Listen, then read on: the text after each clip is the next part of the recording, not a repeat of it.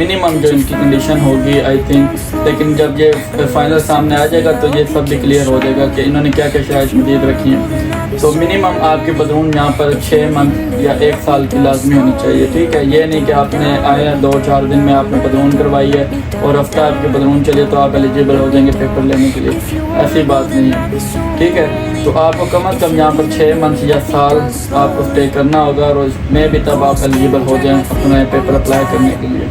ٹھیک ہے۔ دوسرا ایک آپ کو بتایا، میں نے پچھلی ویڈیو میں بھی بتایا تھا کہ ایک بہت گڈ نیوز ہے کہ جو